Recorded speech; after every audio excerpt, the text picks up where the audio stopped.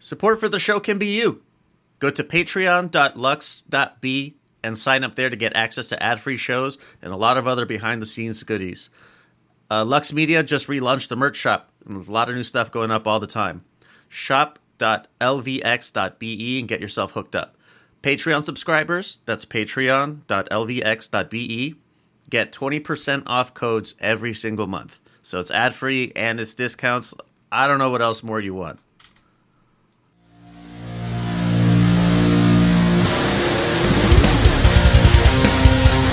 Hello and Welcome welcome to f***ing Casuals. What makes you Fucking casual? It don't matter what you know. fucking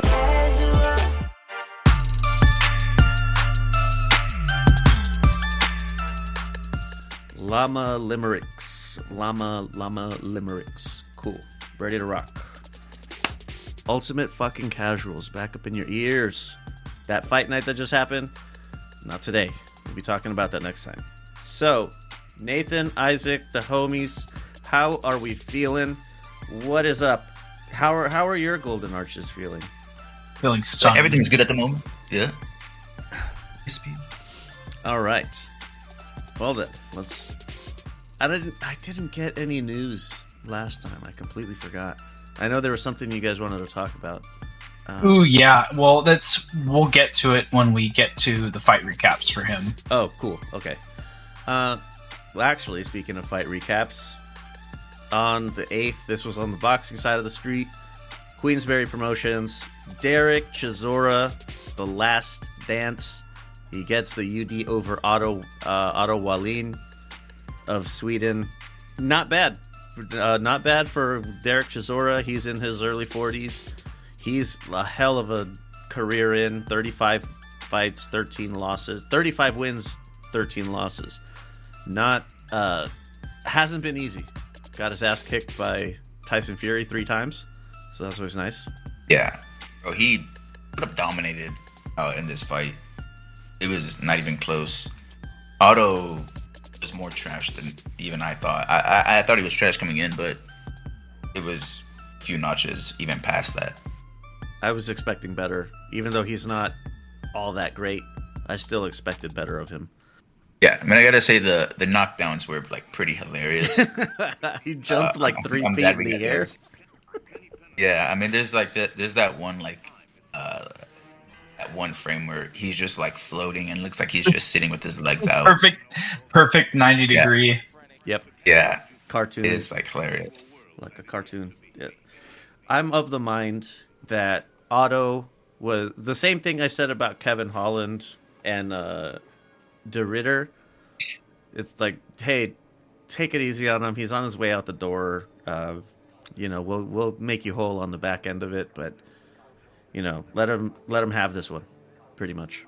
Because if you beat his ass, he's probably not going to retire, and we really need him to stop. You know what's crazy though is that like the Last Dance was indeed not the last dance. Chizora's gonna fight one more time. Oh, that's right. They were saying he's gonna be 50.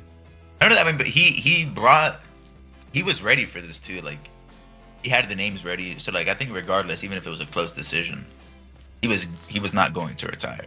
I'm surprised he hasn't fought AJ already. Yeah, I mean they're friends? that would be criminal. That would be criminal if they did that fight. Chisora is old as shit. But then again, he's calling out Usyk too. So I mean, I don't know. No, Usyk's not a spring chicken, exactly. I guess it technically was Usyk's hardest fight. Chisora's taking that literally. He wants the rematch, but that's a mistake, Derek. Don't do that. You don't retire after. Well, I mean, you could retire after a win like this, but he doesn't seem like he's trying to slow down anytime soon. What's his next fight if we were projecting Chisora's the rest of his career anyway? He called out AJ, Dubois, and Usyk, and that he said that's for 50, and that's it. I thought they were gonna want to do Dillian White versus Chisora, like the rematch. The trilogy?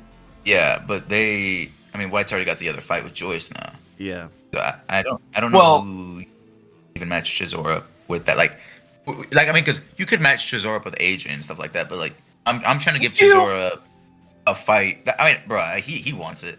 But I'm trying to match up Chisora with someone that he could like. You could maybe market it as like, Chisora could win this.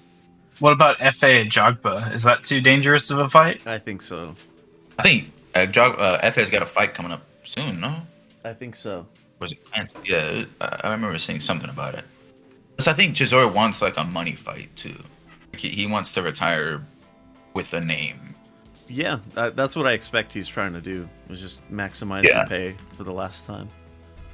I don't even care if he loses, or I mean, I don't think he cares if he loses. Wow, if he fights, AJ, he's a winner either way. Eddie Hearn would make that. He'd absolutely make that. But I think they're going in a different direction with AJ. So I don't know. It'll be very interesting to see who they match him up with at this point. Yeah. That's it though. On the 22nd, the rematch. Beterbiev versus Bivol. The rolls are up in Discord. If you haven't picked, if you are listening to this, if you hear the sound of my voice and you are in Discord and you haven't picked, tell me who you are so that I can give you the candy ass roll.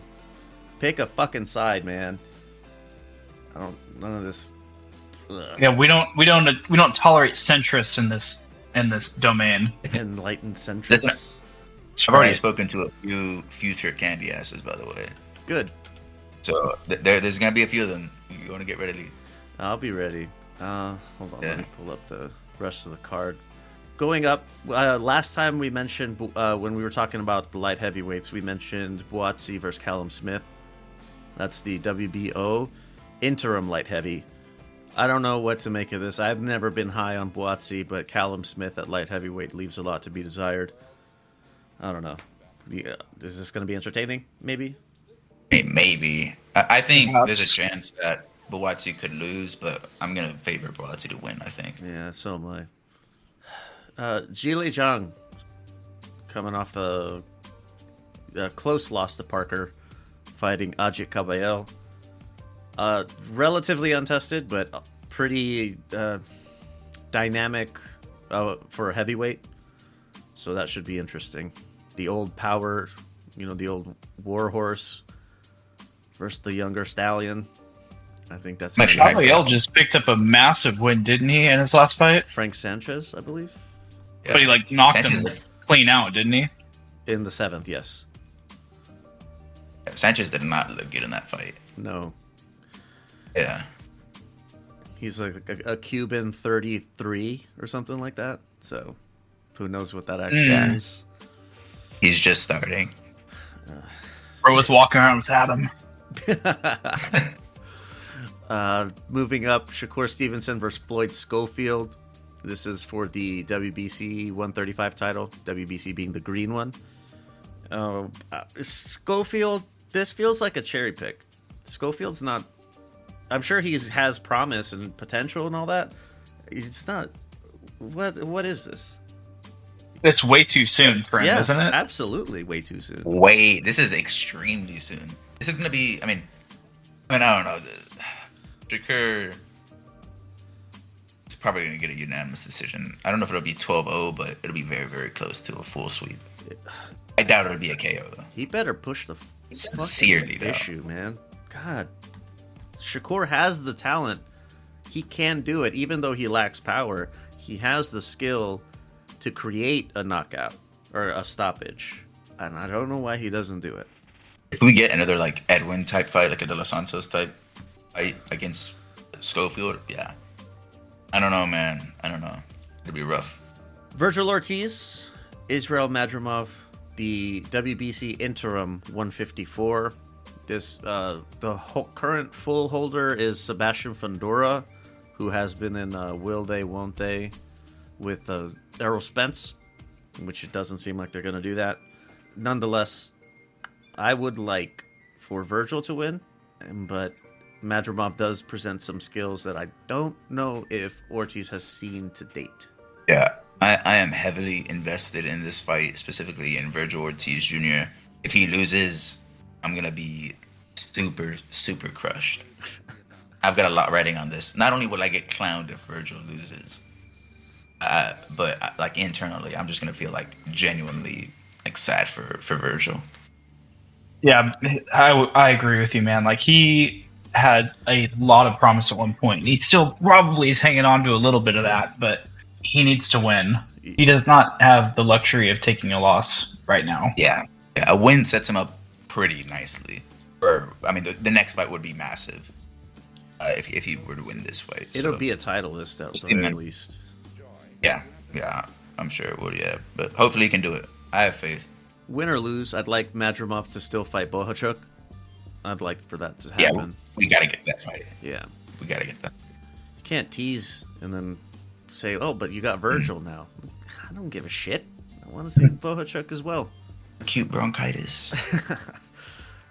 Carlos Adames, the WBC 160-pound champ, versus Hamza Shiraz.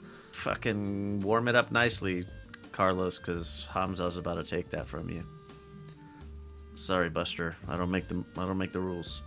Run starts now Yeah. for Mr. Shiraz. Shiraz picks up this one.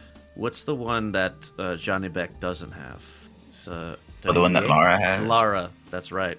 I don't know what's going to happen with Lara, but I hope we get Johnny Beck versus Hamza next after this. If it's not Shiraz versus Johnny Beck, one of them fighting Lara to finally do take the belt and do something with it, that would be nice.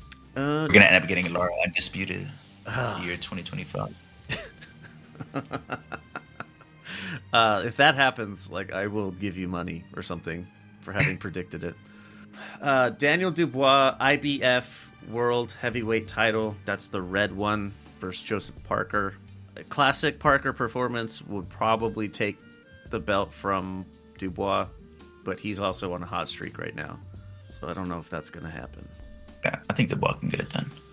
We're in a different Dubois era. We are. The confident Dubois era. And at the top of the bill, undisputed light heavyweight champion Artur Beterbiev versus Dmitry Bivol, rematching for all of the belts, including one fringe one.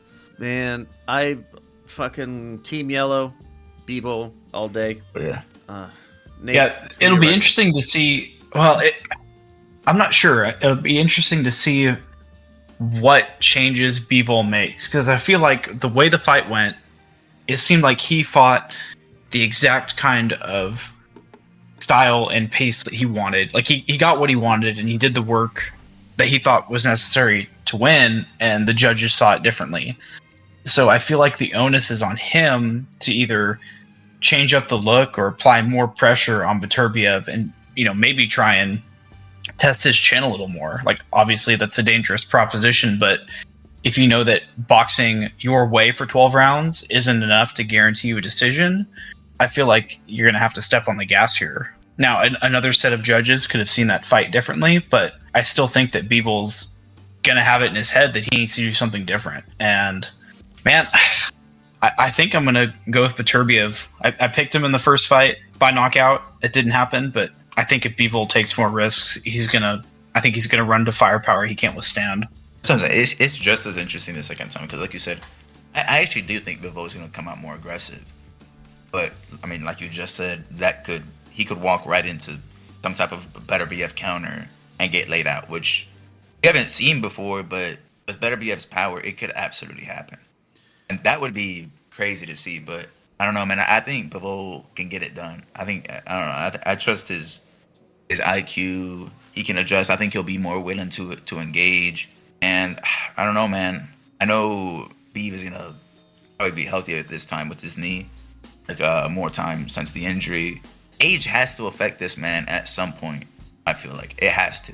And with the pace that I think Bivol is going to be trying to press on Beterbiev, I think he's going to be able to get it done. Maybe even TKO. I'm not going to lie. I don't think he'll one-shot Beterbiev, but maybe by TKO or something like that. Just like overwhelming. I think Bivol might get it done. Old though he may be, there's one thing that has never happened is Beterbiev getting chin checked. He's just been too dominant. So if anything has aged with him, it has been I would say it would be his chin. He's never been hurt, at least not that I remember anyway. What, Marcus Brown? Something that cut his face open? Wasn't it? Didn't he get hurt? Like Callum something? It wasn't not Callum Smith. Hold on, Callum I gotta Walsh? check this out. Now. He fought Callum Smith in January of 24. Callum Johnson before that. Johnson. I think he got. He knocked down in the I second. think he got hurt. Yeah, he was stunned at least. The one time. Yeah.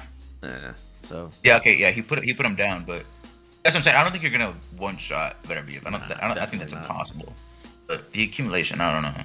But regardless, I'm rocking with Bivol. Bivol, if he's gonna push the pace a bit, like he's not like fucking Michael Page.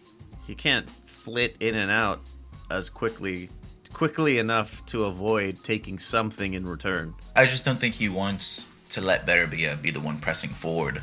Right. And like I don't really see another way that Bivol could win. Like you can't let Beterbiev be the one pushing you back. Yeah, how do you do that? How do you take that? I did everything right, and it wasn't enough on the cards. What the hell do I have to do to make an impression? That's a scary thing to... When you're staring down Beterbiev, that's a scary thing to think about.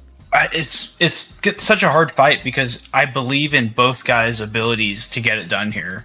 Like, I'm not worried about Beterbiev's age. Like, he seems like as good of shape as he could be in.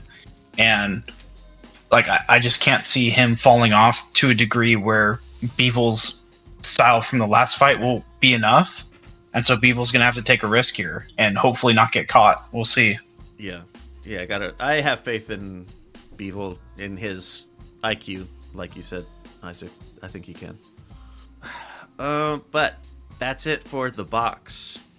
Now into our reviews. I always mix them up. I'm really good at this. On the 7th, one Fight Night 28. This one was in Thailand, like they usually are. I'm just gonna cherry pick a little bit here. There were not that many stoppages, so Felipe Lobo, TKO3 over Saemapech. That was a Muay Thai fight at bantamweight. That was fun.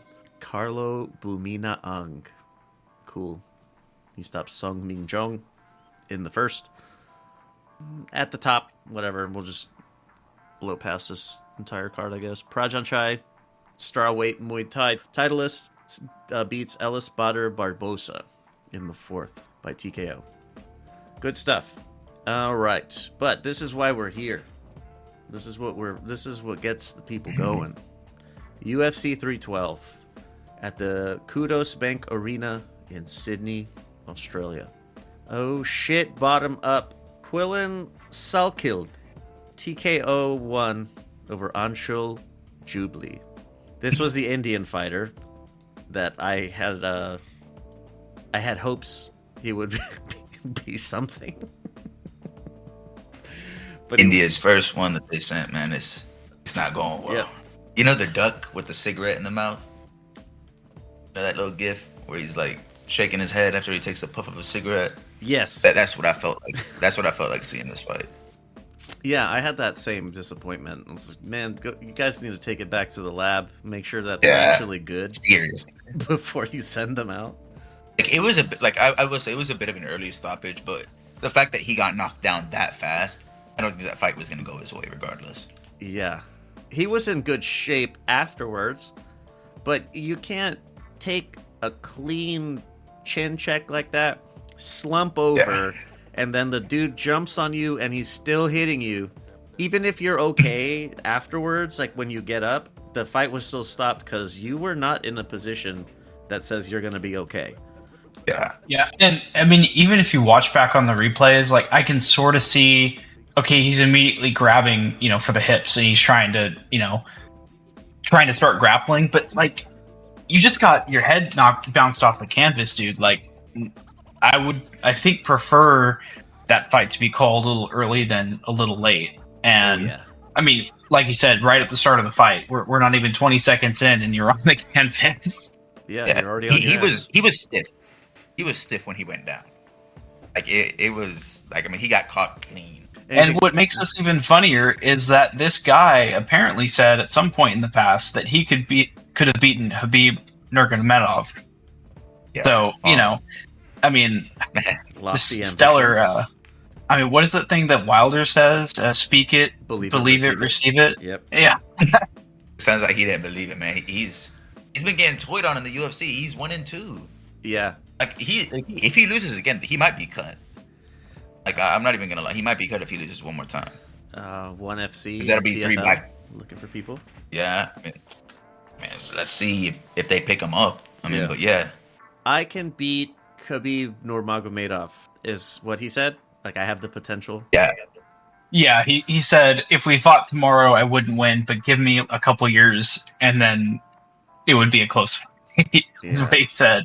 Which isn't even like, if you're going to say you can get into a ring with Khabib and beat him, you might as well, like, quadruple down. Like, don't be like, oh, I just need a couple years to learn and get better. Just, no, say you could knock him out in the first, 10 seconds, Like you just got knocked out. Khabib might beat Jubilee right now as it is, like fat Khabib. Yeah. No training. No training camp. Yeah, or he anything. might beat him just Yeah, as it is. I agree. That was a pretty poor outing. I don't know. If we're just saying dumb shit, I will be taking out Sydney Sweeney on for Valentine's Day. How's Yeah. that? I can say dumb shit too. Believe. Speak it, believe it, receive it. All right, moving up. Jonathan McAuliffe, I think that was, versus Kevin Jousset. Jousset's the French dude? Yeah. Yeah. McAuliffe, I think, is the Australian dude. Yeah, it was okay. It was, I don't know, competitive-ish, but clear. Yeah. McAuliffe has some brutal kicks, by the way. Decent one. Rong Ju, UD over Cody Steele at lightweight. This fight was crazy. Was it? I This- need to go back. Yeah, this was one of the good fights. Like, the first, I think, like 2 minutes, I think they were getting booed. After the booing, like went on for like 10 seconds, they immediately started like pressing the gas, both of them. And it was sort of insane how good the fight was, but Rongju was steamrolling Cody Steele. Like, it was not even close. Cody Steele, he showed he has a chin, but that's about it. Oh, His head was getting Ton of heart. knocked about. Yeah, his head was getting knocked about a crazy amount. this might be one of those ones that went on a little too long. I mean, he never showed signs of like getting hurt. Like, he never even like stumbled or anything. He was fully just eating the shots. But I mean, Rongju's face actually ended up looking worse than Cody Steele's. But that's not how the fight went. Like, the visual test fails in this fight.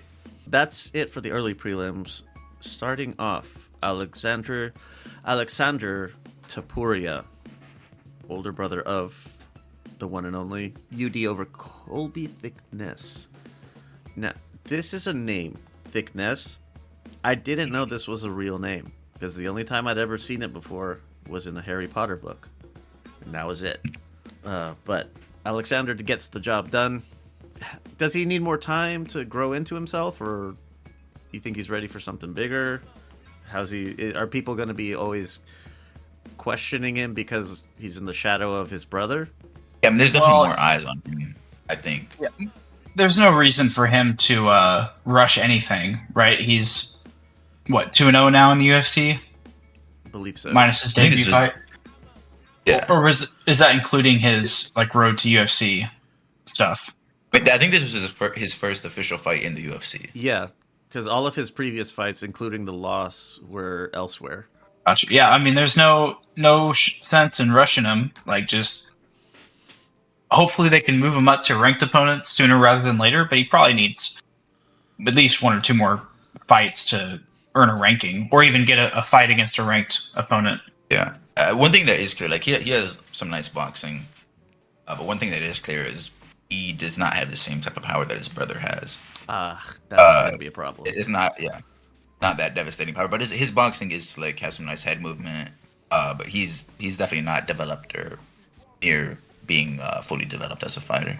Interesting. Other than the ages being reversed, I feel like it's kind of similar to where Tapuria can and probably will be successful in his own right, but you're always going to wonder if he gets there. It's like a Nepo hire kind of thing, just because his brother's really successful. Yeah. It's like Naoya in a way, and his brother Takuma. He's not quite as good. He's good, but he's not nearly as good as his brother. I could see the UFC trying to push him. I mean, just because this was one of the storylines that the UFC was pushing prior to this pay-per-view was Ilia Topuria's older brother is going to make his UFC debut. Yeah. That was one of the big storylines that they were pushing. So remember I could see them trying to push him along. He's got that name value, name recognition, if nothing else. Oh, speaking of name value, Wang out for Kong. Yeah, Wang's out for Kong. Gets the dub over. Back in the win column. Out they were. Out, Wings for Kong. Bruna Brazil. Sorry, Bruna. I'm sure you were fine. I'm sure you're a wonderful fighter.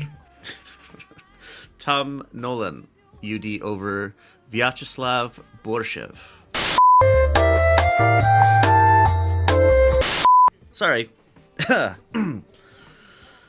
I will find a way to make that humorous for the public release, but if you want to hear about what actually happened, then you'll get introduced to Tubbs.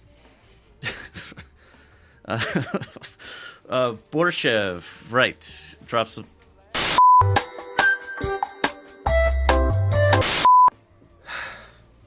All right, for realsies this time. Vyacheslav Borshev. I think we were saying this guy's name might be because his ancestors were soup makers. The Bush, yeah. Could be. Anything notable out of this one? I don't recall. Nah. No, this is pretty ho-hum decision. Jack Jenkins submits Gabriel Santos. Do I have that right? Anything special there for Jack? He's the Aussie guy, I assume. Yeah, You got a hometown one at least. Much. Oh, no, that was Gabriel Santos that got the submission. But I would say that's a good testament to how entertaining the fight may or may not have been. It's that nobody knew that I had him backwards. Go me. I'm very professional. Support for this episode is from Malwarebytes. Protecting yourself online is an absolute must, and it takes a lot more than just an antivirus to keep yourself safe in an ever-evolving world of attack sophistication. I've been working in IT for almost 20 years, and I've been trusting my personal network security to Malwarebytes for most of it. The browser add-on is another nice feature that keeps your system healthy if, let's just say, you want to watch sports on less than reputable websites. Combine that with real-time 24/7 intrusion detection, and you're already cooking. I have the standard subscription package, which includes 24/7 malware protection, ad blocking, and protection from ransomware and phishing attacks. I use this on all of the computers that are in my network and even my phone. If you want to step it up to the Plus package, you'll also get the VPN in addition to everything else, which is, useful for watching random sports in Japan or Eastern Europe, if you are so inclined to do that. Start your 14-day free trial today and see the range of options Malwarebytes has to offer. And when, not if, you're impressed and ready to get the subscription, go to mwb.lux.b, get 50% off your subscription. mwb.lvx.be. All right, in the main portion, Jake Matthews, UD over Francisco Prado. I was disappointed. I was hoping Prado would get the win here. Getting tagged up. Yeah. Jimmy Crute draw with Rodolfo Bellado. This shit was hilarious, bro. I remember. Yeah. This was pretty funny. Rodolfo Bellado in the first round looked like he was getting killed. Like it could have been maybe stopped. I mean, probably not. But then in the second round, I don't know if Crute gassed like super bad after the output he had in the first round, trying to finish Bellado. But it just completely switched the other way around. Bellado won the last 2 rounds pretty clearly, and I guess two of the 3 judges ended up giving the first round a 10-8 for Jimmy Crute. So it ended up being a draw. I remember I said it prior to the decision being read out about a draw, question mark, possible. But seeing it was hilarious because Crew thought he had won. Like he didn't realize that two of the three scorecards were it was a draw on two of the three scorecards. It was hilarious just seeing him realize whenever both hands were lifted up that he in fact did not win, but he didn't lose at least. They said he in his last 3 fights now it's 2 draws, which I think is like pretty rare, honestly. But yeah, Fruit hype is in the bin. I'm gonna go ahead and say. I know there was at one point where he was a contender, or like climbing to be a contender, but that is gone. Yeah, I was gonna say, hasn't the hype already been in the bin for a little while? Yeah, I mean, we're nearing. I mean, it's getting hard for him to get wins now, even like fighting this level of competition. Eesh. Oh well, speaking of losing, Justin Tafa blitzed, and he didn't just take an L on Saturday. He took an L the next day when the UFC cut him. So, goodbye. Yeah, I mean, he got elbowed like almost immediately. It was, I mean, when they showed the replay, I mean, this was just a super flush elbow to the front of the face. I mean, he was out. Actually, did I just hallucinate that? Did Justin Tafa not get cut? Let me check the roster watch. Hold on. I swear I saw maybe it was just someone making a joke, but I'm looking now and I'm not seeing. It's not on the roster tracker, so I don't think he's been cut yet. So, I mean, he might get cut. I'm not gonna lie. He's on a 2-fight skid, including this one. Yeah.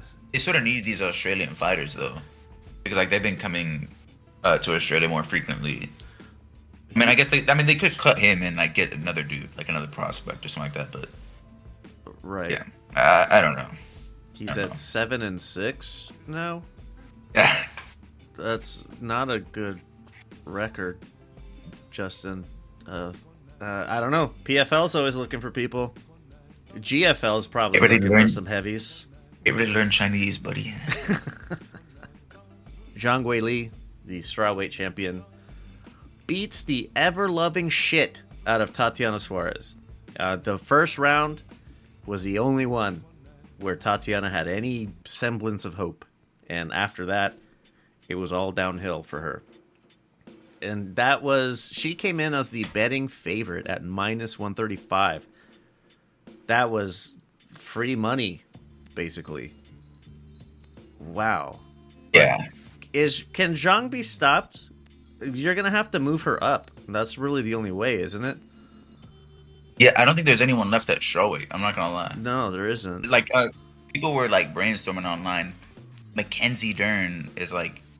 If Zhang Weili decides to stay, Mackenzie Dern is probably going to be the option. It's a good money fight. Yeah, I mean, Weili just looked so much better than Tatiana in this fight. Like, it was... In every aspect of the game. Yeah, this was a masterclass. Yeah. Because even in the first round, like, Tatiana got the takedown, secured it. There wasn't, like, she didn't do a lot with it.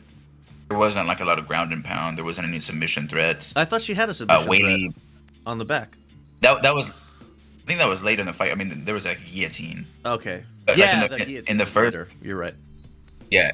But in the first round, like, I mean, I think Weili even managed to reverse the position for, like, the final... It was, like, the final minute and a half, 2 minutes. So Tatiana won the first round for sure, but it's not like she blew her out in the first round. No, definitely like that. I mean, not. Weili still did well. But yeah, after the first round, it was not even close. Tatiana sort of visibly gassed. She wasn't able to land any more takedowns. She was getting pieced up really bad on the feet. Yeah. Cut her knee. Yeah, she ate it clean. Yeah. I mean, dude, that cut was really bad. It was wide. It was deep. She kept asking about it. You know, she was talking about, like, how bad is it? How bad is it?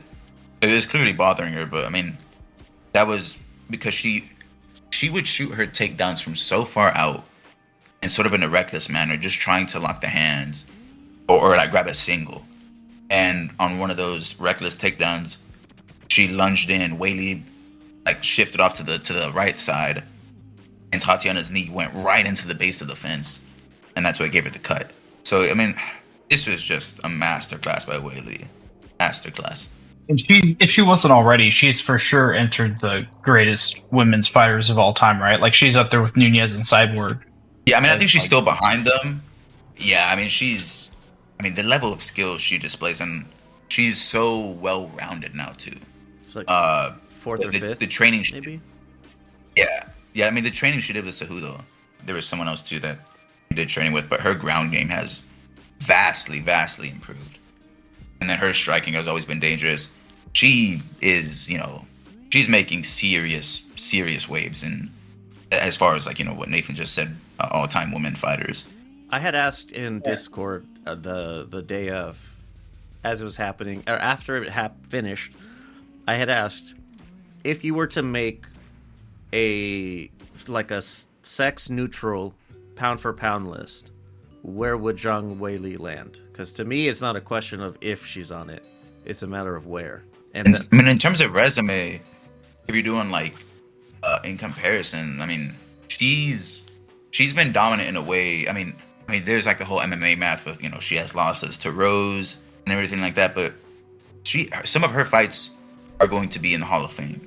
She will be a Hall of Fame fighter. Her fight that she had with Joanna Jędrzejczyk, that was an insane fight. I mean, everyone loves this girl, bro. Everyone loves Wei Li, and every time we get a Wei Li fight, it's exciting. Yeah, I think objectively, I mean, it's hard to compare men and women pound for pound rankings, mainly just due to there are more athletes generally on the male side of the fight game, but you definitely would have to have her in the top 10 if you were doing a gender neutral ranking. You'd have to have her up there because I mean she's beaten literally everyone. I mean she does have the one loss to Rose. She didn't revenge that, right? No, yeah. Yeah, the second fight was a lot closer, but yeah. 2 losses to Rose, but I mean, again, this is MMA. A couple losses is not the end of the world. And if you compare that to everyone else she's beaten, like 2 wins versus Joanna, and has just beat Tatiana Suarez. It was undefeated, #1 contender, and basically has dominated ever since regaining the title from. I guess she won it against Esparza. Yeah, she took it from Esparza. Yeah, ever since she's gotten that back, she's been basically unstoppable. And we're at the point now because I think she's 35 or something. I think 35. I mean, this is the best she has ever looked. So we're not even seeing a drop off coming with her age. This is the best we've ever seen Wei Li. So I don't know, she's just got so much hype behind her. I know she was talking about moving up to possibly challenge Shevchenko. I'm gonna be real with you. I don't really see any challenge for her left at strawweight. No. I think she probably beats down on Mackenzie Dern if that fight were to happen. Yeah, I don't see that going well for Mackenzie at all. Not even a little bit. Yeah. Tatiana will have had more success by the time that fight's over. Yeah. So the Shevchenko fight is probably one of the biggest fights you can make in the female division. And that fight is actually really intriguing. Just because of the size disparity. Valentina's also getting up in age. But we'll see, because Valentina has to make her defense against Manon Fiorot. So we'll see how that goes first before we start talking about Wei Li Shevchenko. Now, did you all see the video of Wei Li picking up Francis Ngannou? Yes. Did y'all see that? Yeah, she's insanely strong.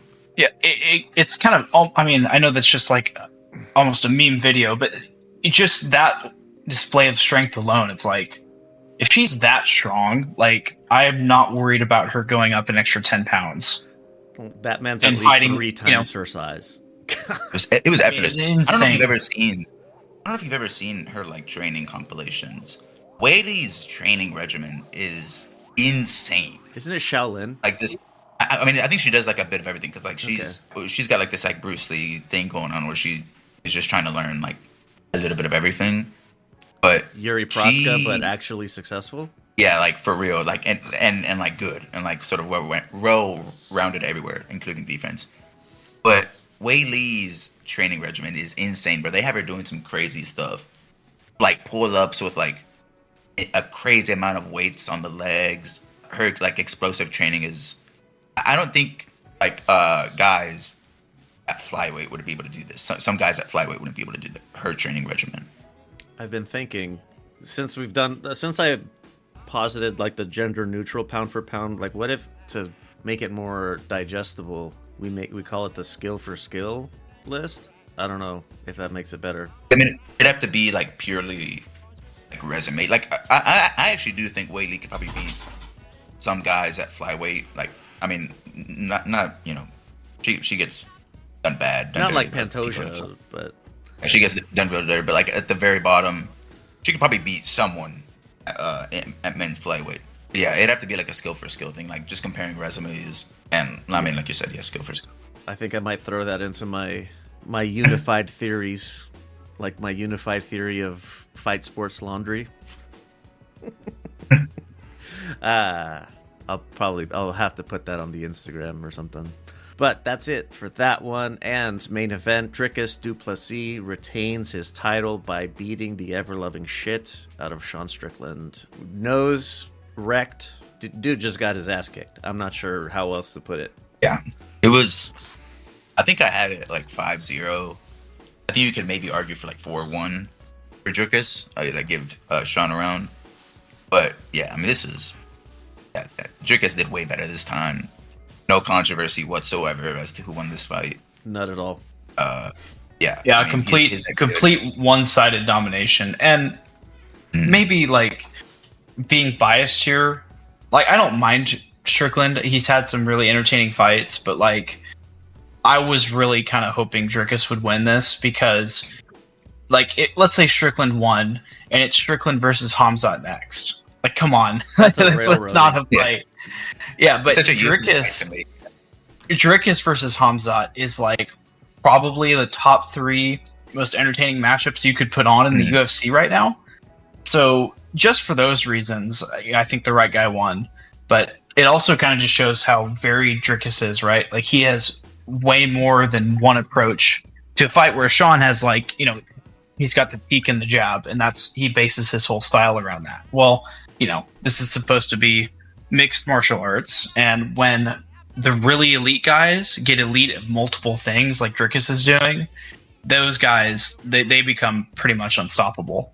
Like you need someone really, really special to knock him off, and it could be Hamzat, but he could also be a Mavov. No way. I mean, now that this fight is done, now we can like fully start. I mean, I'm sure we'll be talking about it a lot, like whenever it gets announced, and then like during the actual build up to the fight, because we know what's happening. It's gonna be Dricus versus Khamzat. That fight is going to be insane because normally Khamzat seems like this like unbeaten entity, or like I mean, it just seems like he just steamrolls everyone. But I don't know how this is gonna play out versus Dricus because I mean Dricus is like strong as shit, massive weight class. He's not going to gas. If Khamzat can't get him out in their first 2 rounds, and Khamzat maintains the same level of gas tank that we've seen him have in the past, Dricus is probably going to win if Khamzat can't put him away. But what I can say for certain is that first round is going to be insane. Both of them going. I mean, no one's going to back up. We know Khamzat's going to shoot. Dricus strong as shit. He's also not going to let Khamzat just ragdoll him.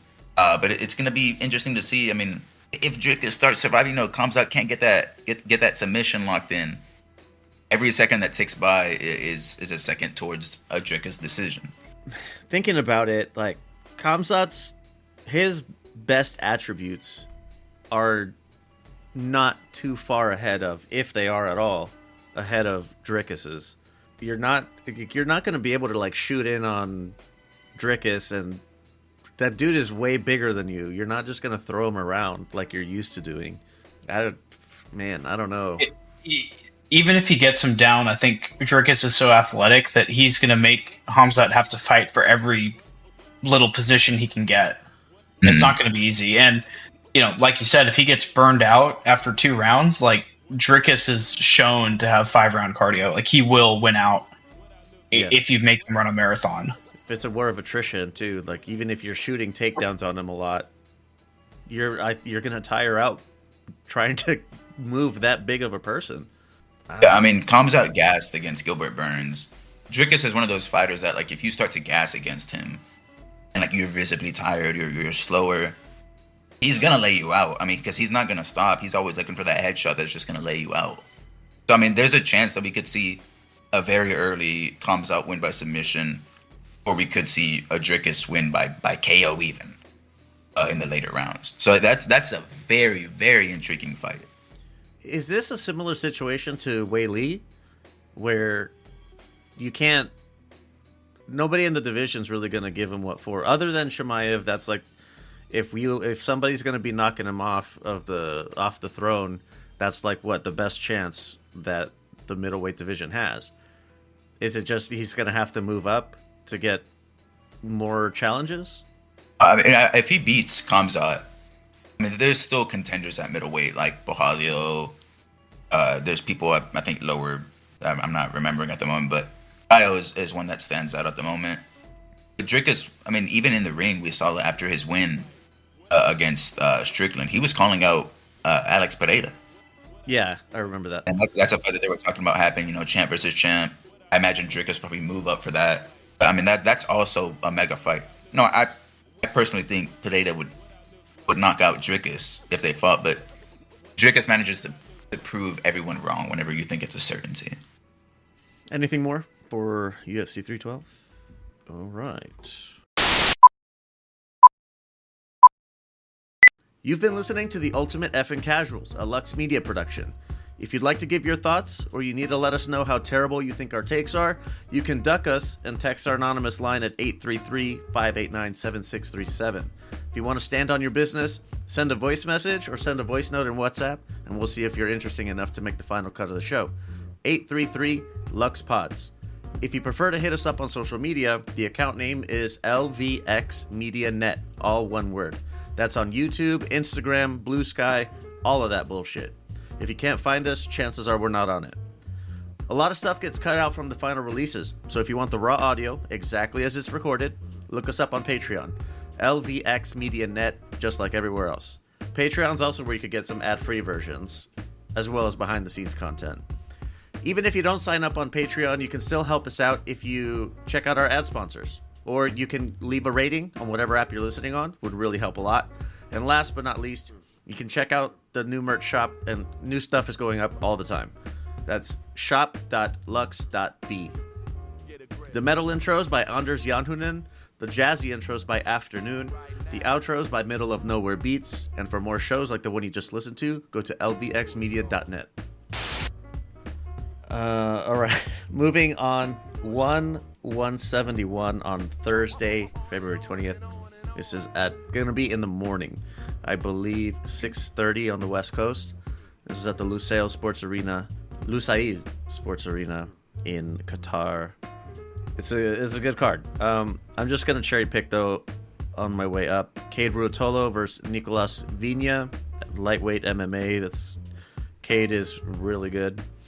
Josh Paccio, the strawweight MMA champion, versus Jared Brooks, the interim champ.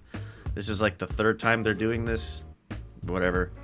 And main event, Jonathan Haggerty, the bantamweight kickboxing champion, versus Wei Rui, the first-rated contender.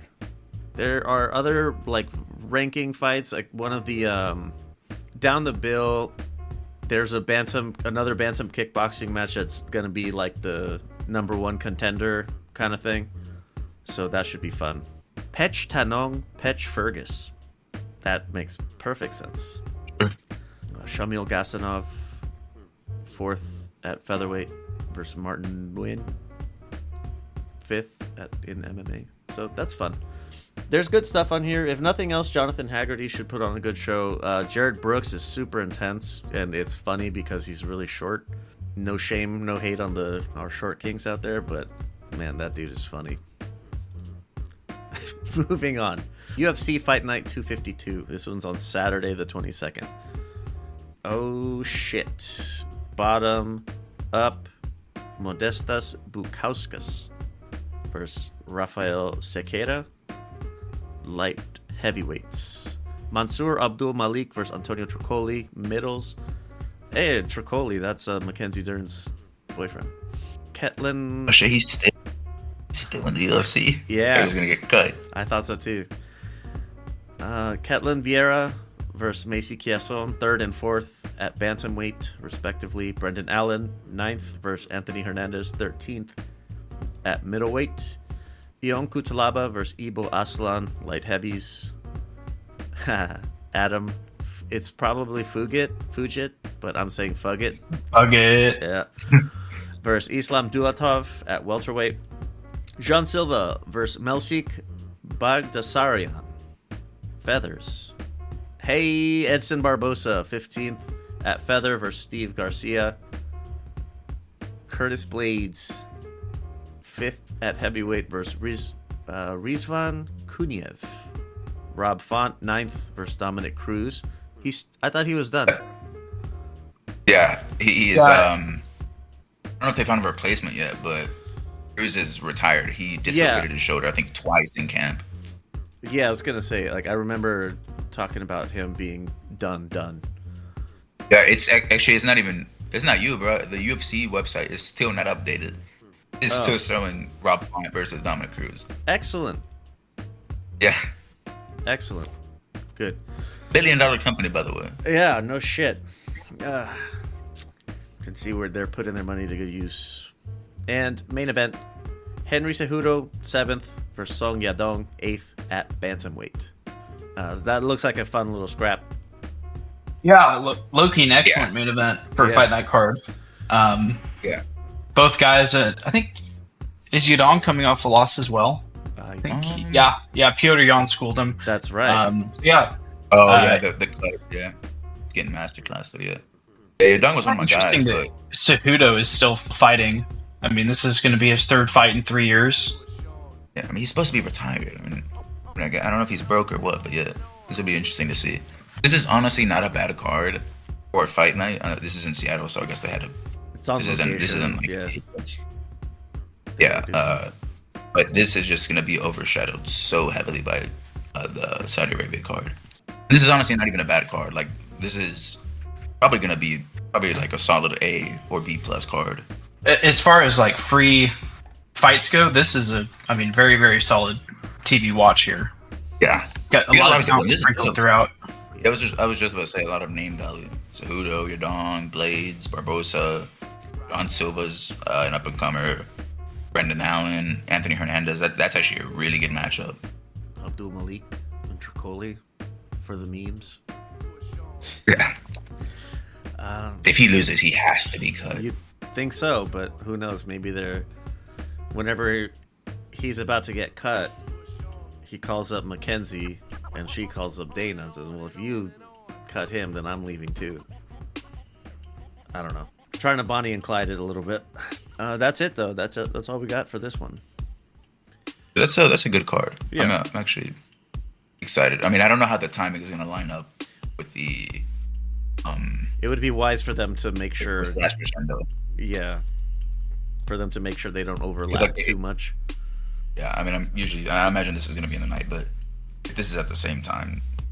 Well, it's an 8 o'clock, and the Bivol Peturbiev main event starts at like 6 Central versus 8 Central. There should be at least an hour overlay, I think. Yeah. Okay, I think we should be good, but yeah. I'm going to enjoy watching this. Real quick before we take off, this is always like my favorite fight setup.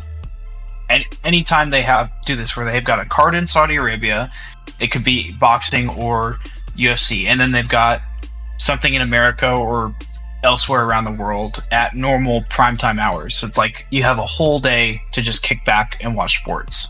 Yeah, that is my favorite way to watch. Yeah, actually, thinking on it, I like whenever, I don't care what sports they are, if it's boxing or MMA, I don't give a shit what promotion it is. If the shit lines up nicely, that's like a good Saturday, very good Saturday. Yeah, I'm like actually gonna put something on the grill for this. Get some tacos, little sauce, little sausages, glizzies. We'll see. Okay, well, we are headed into 171 on Thursday. It's kind of lame that they're doing it that day, but we do have Beevil better be a rematch weekend, UFC Fight Night. For Cejudo's song, would it be Song Hudo? Would that be Sehongo? Dong.